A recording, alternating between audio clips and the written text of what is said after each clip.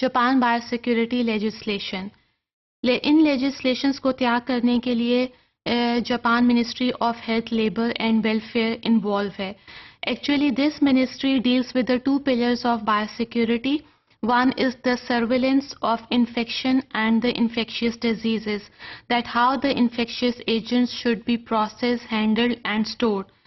Now, the second pillar of biosecurity, which is designed by the Japan Ministry of Health, Labour and Welfare, is the regulation of pathogen handling, that there must be special establishment of the procedures and there must be proper regulation and implementation of those procedures as well.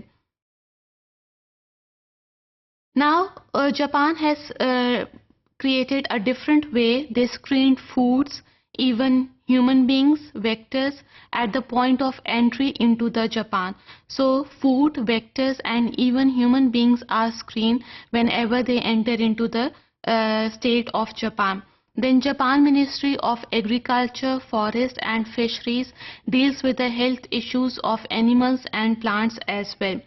Now, biosecurity legislation without the proper control of bioweapon is incomplete. So, Japan biosecurity legislations, like the legislations of United States and of Canada, it also deals with the bioweapon prohibition laws. In laws के जरिए bioweapons Japan की state में लाना strictly मना है.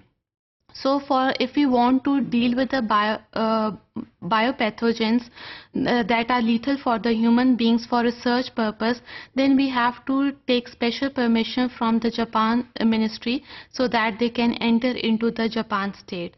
Otherwise, bioweapons which are used in the form of terrorism, they are totally prohibited for entry into the Japan.